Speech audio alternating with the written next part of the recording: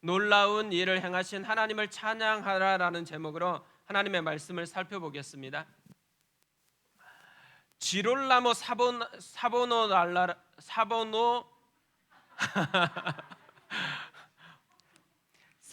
사보나롤라라는 분이 있습니다. 발음이 굉장히 어렵죠. 15세기 굉장히 유명한 설교가입니다. 종교개혁가였습니다. 한 번은 이태리 피렌체에 있는 한 교회에서 설교를 하게 됐습니다.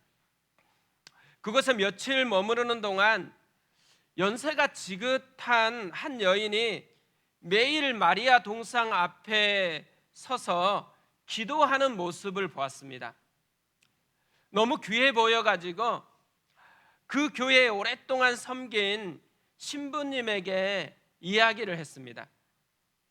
참 경건하고 귀한 분을 만났습니다. 매일 마리아 동상 앞에 나와서 진실하게 기도하는 분이었습니다. 그러자 신부님이 이런 말씀을 하시는 것입니다. 보이는 것에 속지 마세요. 아주 오래전에 한 조각가가 저 마리아 동상을 조각하는데 모델이 필요했습니다. 아름다운 한 여인을 모델로 삼았지요. 저 할머니가 바로 그 모델입니다. 할머니는 옛날 자기 모습을 예배하고 있는 것입니다.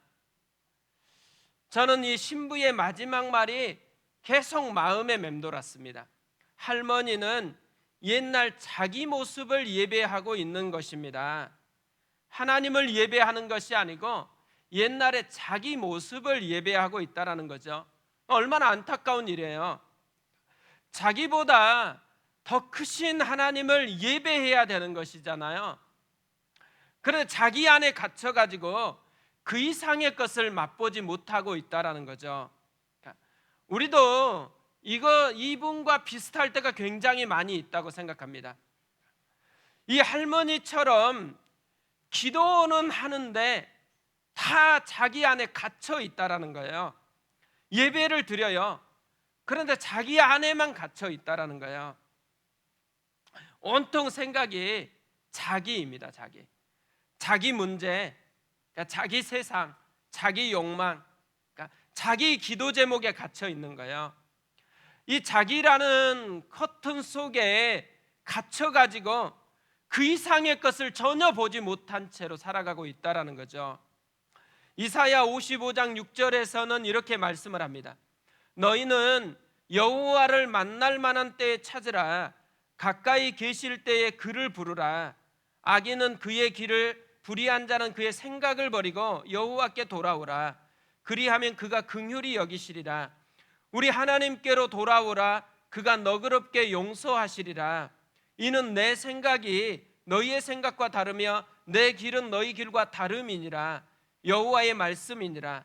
이는 하늘이 땅보다 높음같이 내 길은 너희 길보다 높으며 내 생각은 너희의 생각보다 높음이니라. 왜 하나님을 찾아야 한다고요? 우리의 작은 것에서 벗어나서 더 큰 것을 맛보아야 하기 때문에 그런 거죠. 왜 우리가 하나님을 불러야 할까요? 우리의 길과는 다른 길을 경험하기 위해서인 것이죠.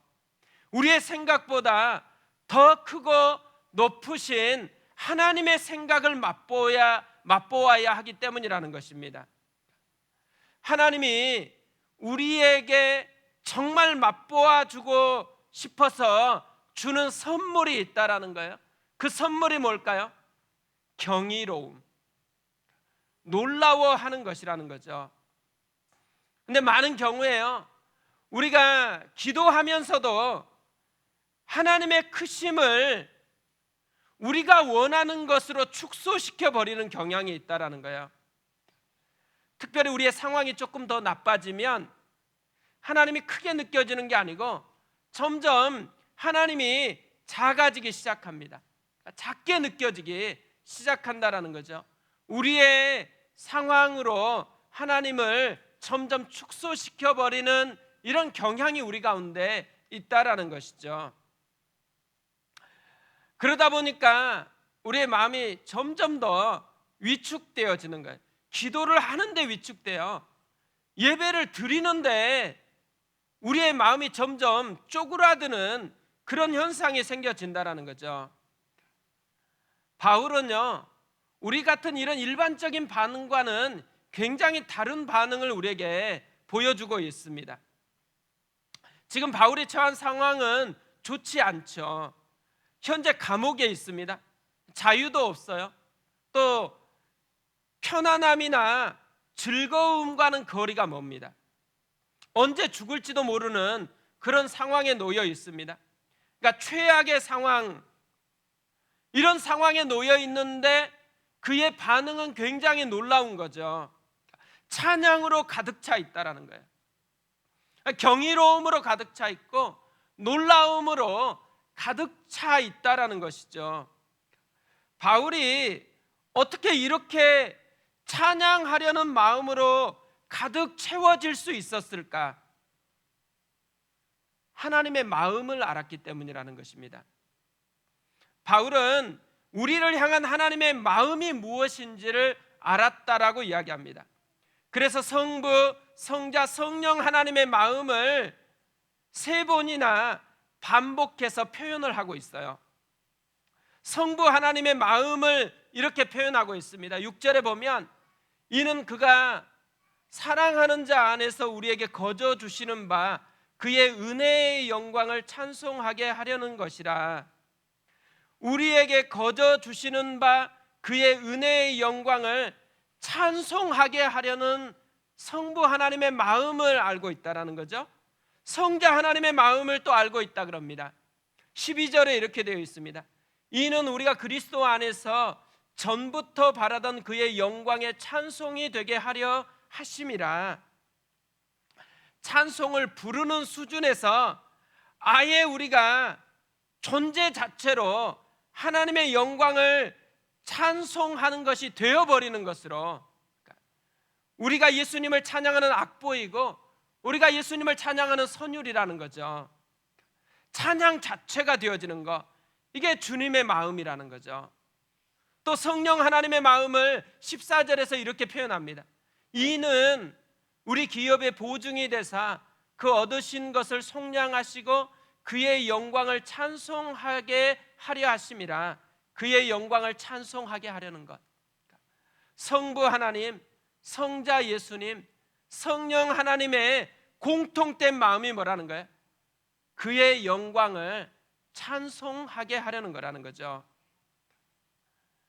저는 우리 아이들을 키우면서요, 이런 하나님의 마음을 좀 더 깊게 이해하게 된 것 같아요. 어려서 아이들이 똥을 쌉니다. 그 똥을 주물럭거리면서 즐겁게 놀다가 우리하고 눈이 마주쳐요. 근데 전혀 당황하지를 않아요. 그리고 씩 웃습니다. 뭐 이런 애가 다 있지, 이렇게 생각이 들 수 있잖아요. 어른이 이렇게 행동한다고 생각해 보세요. 똥을 손에 들고 이렇게 하다가 우리하고 눈이 마주쳤어요. 아마 당황하고 부끄러워서 숨으려고 그렇게 할 것입니다. 근데 그 모습이요, 이뻐 보이는 거예요. 너무 귀여워 보이는 것이죠. 그때 깨달은 게 있어요. 그 행동이 귀여운 건 아니라는 거예요. 존재 자체가 귀여운 거죠. 딸이라는 존재 자체가 미치는 영향이 훨씬 행동보다 크게 다가오고 있다라는 거죠. 그래서 이쁘다라는 거예요. 성장하면서 생기는 문제가 뭘까요? 우리가 점점 성장하다 보면 행동에 눈이 가리워져서 존재의 가치를 보는 것들이 점점 약해진다라는 거예요. 그래서 거의 성장하면 성장할수록 문제를 보게 되어집니다. 내가 무슨 문제가 있는지, 또 저 사람은 무슨 문제가 있는지, 아이들은 무슨 문제가 있는지 자꾸 문제만 보고 괴로워하다가 끝마치게 되어지는 그런 모습이 있다라는 거죠. 하나님이 우리를 보시고 진짜 원하는 것이 있다라는 거죠. 그것은 우리의 문제 때문에 부끄러워하기 전에 존재의 가치를 깨닫고 기뻐하는 거예요. 존재의 가치를 느끼면서 기뻐하고 있는 모습이 하나님의 모습이라는 거죠. 바울이 지금 들떠서 찬양하는 이유가 있다라는 거예요. 그 이유가 뭐겠어요? 그가 복음에 헌신이 돼가지고 이렇게 열심히 주님을 위해서 살다가 감옥에 갇혔다라는 그것 때문일까요? 그게 아니죠. 바울은 자신의 행동을 자랑하는 게 아니에요. 바울이 이렇게 찬양하는 이유는 자기 때문이 아니에요. 자기가 한 일 때문도 아닙니다. 그의 영광 때문이라 그래요. 뭘 얘기하는 거예요? 하나님 때문에. 하나님이 하신 일 때문이라는 거죠. 하나님의 역사로 다시 빚어진 자신의 가치가 어떤지를 깨달았기 때문에 바울은 지금 그렇게 찬양하고 있다는 거죠. 오늘 말씀을 보세요. 바울이 지금 하고 있는 이 일을 보세요. 뭘 하고 있는 거냐면 성부 하나님이 하신 놀라운 일을 노래하고 있어요. 성자 하나님이 하신 놀라운 일을 노래하고 있어요. 성령 하나님이 하시는 이 놀라운 일을 지금 노래하고 있습니다. 근데 성부 하나님이 하신 놀라운 일이 뭐라고 노래하고 있죠? 자녀로 삼아 주신 거라고요. 우리를 자녀 삼아 주신 그것을 노래하고 있어요. 5절에 이렇게 되어 있습니다. 그 기쁘신 뜻대로 우리를 예정하사 예수 그리스도로 말미암아 자기의 아들들이 되게 하셨으니, 자기의 아들들이 되게 하셨으니 얼마나 가슴 떨리는 일이에요. 진짜 놀라운 거잖아요. 우리가 진짜 하나님의 아들이 되었다라는 거죠. 아마 재벌가, 어떤 재벌을 원하세요? 삼성을 원하세요? 현대를 원하세요? 뭘 원하세요? 오늘 갑자기 전화가 왔어요. 삼성의 상속자로 나를 불렀다고. 그러면 어떻게 돼요? 내일 뉴스에 나올 겁니다. 그리고 우리가 막 기뻐가지고 아마 사방대 전화하고 뛸 듯이 기뻐하겠죠. 그런데요, 재벌가보다 훨씬 크신 하나님의 아들이 되었다라는 거예요. 그 하나님의 자녀가 되었다라는 것이죠. 우리가 진짜 하나님의 아들이 되었고 진짜 하나님의 딸이 되었다라는 것입니다. 한번 우리 옆에 있는 분 보면서 이렇게 인사해 볼까요? 당신이 진짜 하나님의 아들이 되었대요. 당신이 진짜 하나님의 딸이 되었대요. 딸들은 딸들에게, 아들들은 아들들에게. 우리 이렇게 인사해 보겠습니다. 놀라워지세요? 네? 우리가 진짜 하나님의 아들이라는 거, 진짜 하나님의 딸이라는 거. 우리가 신앙생활 하다 보면요, 자기 자신이 누구인지를 잊어버리고 살아가는 경향이 많다라는 거죠.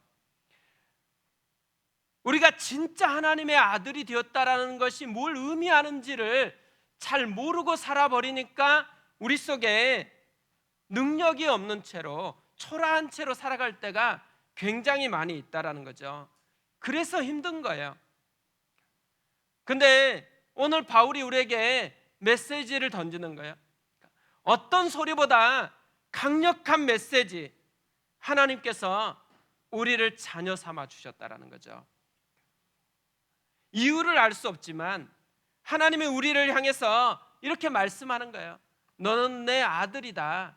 너는 내가 사랑하는 아들이다. 너는 내 소중한 딸이다. 우리가 피조물인데 하나님의 창조주, 하나님의 자녀가 되었다라는 거, 이것이 우리가 누려야 될 가장 놀라운 누림이라는 거죠. 나는 하나님의 아들이다. 나는 하나님의 딸이다. 이 비밀을 알 때에 찬양할 수밖에 없다라는 거죠. 또 하나, 성자 예수님이 우리를 위해서 행하신 놀라운 일이 있다라는 거예요. 7절에 이렇게 소개되고 있습니다. 우리는 그리스도 안에서 그의 은혜의 풍성함을 따라 그의 피로 말미암아 속량 곧 죄사함을 받았느니라. 자신의 피로 우리의 죄를 씻어 주셨다라는 거죠. 십자가에서 흘리신 그 피로 우리를 깨끗하게 씻어 주셨다라는 거예요.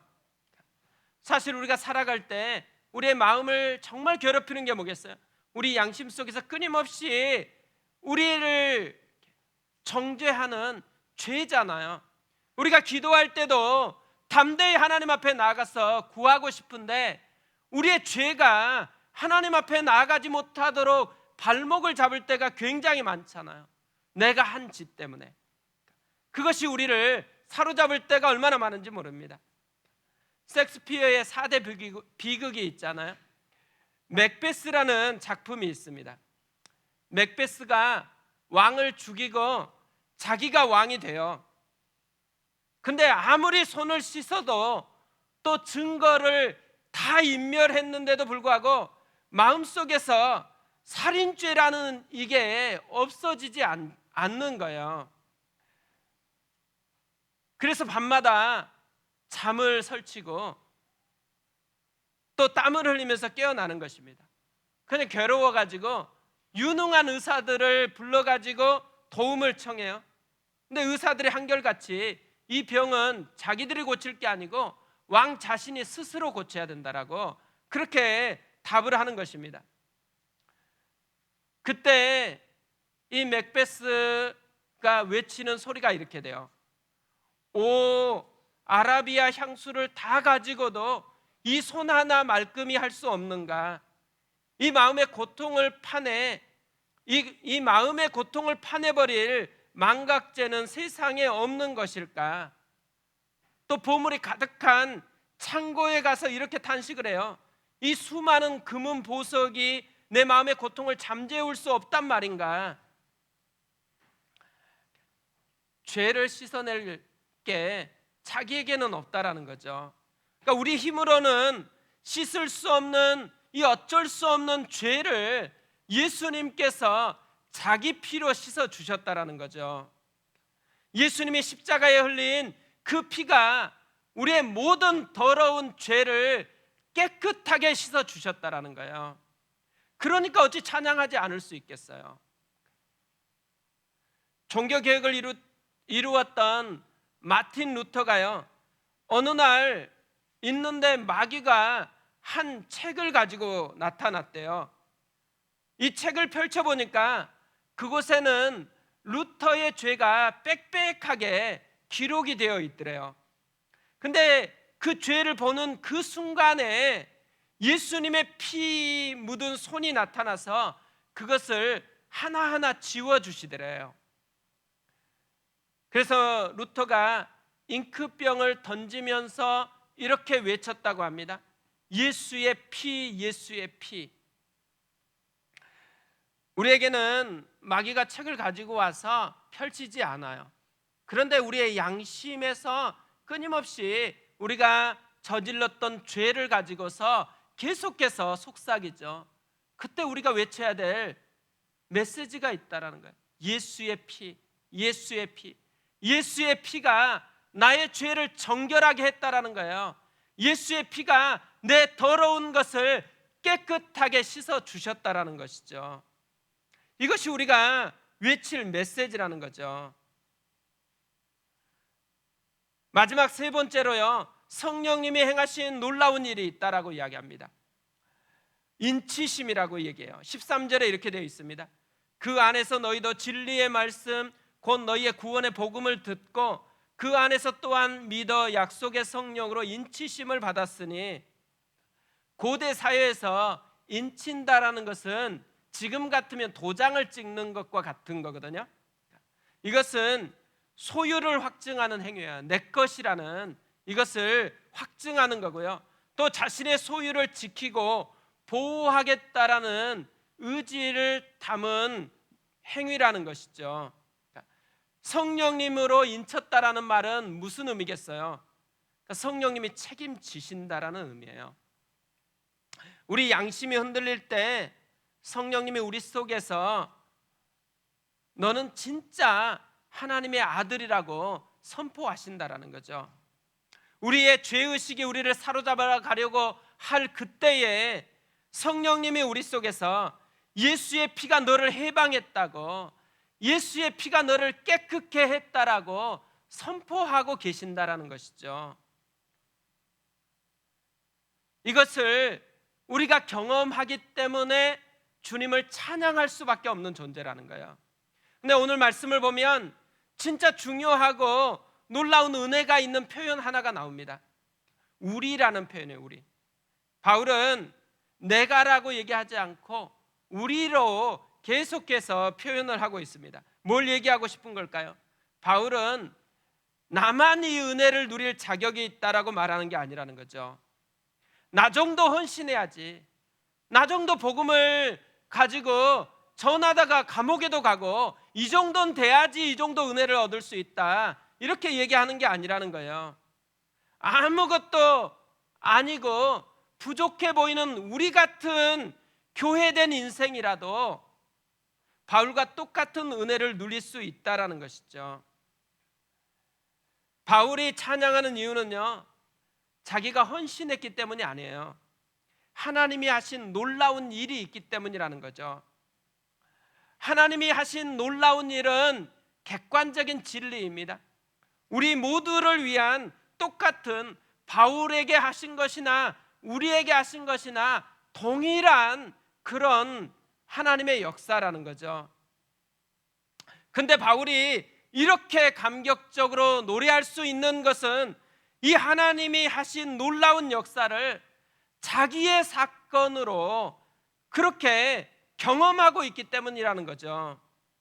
하나님의 놀라운 역사를 자기 자신의 사건으로 바꾸는 힘이 어디에 있겠어요? 믿음에 있는 거죠. 믿음이 작동할 때, 믿음으로 이 사건을 바라볼 때, 그때 그 놀라운 하나님의 역사가 자기 사건이 되게 되어진다라는 거죠. 하나님께서 오늘 우리에게 주었으면 좋겠다고 생각하는 선물, 믿음입니다. 믿음. 하나님의 사건은 똑같아요. 객관적인 하나님의 역사요. 그 역사가 내 사건이 됐으면 좋겠어요. 내 안의 역사는. 그래서 내 노래로 하나님을 찬양하는 이 은혜가 우리 가운데 임하였으면 좋겠습니다. 그래서 바울처럼 상황이 바뀌어도, 어떤 상황이어도 찬양할 수 있는 그 사람이 되어지는 은혜가 우리 가운데 있었으면 좋겠습니다. 우리 이 마음을 가지고 기도했으면 좋겠습니다.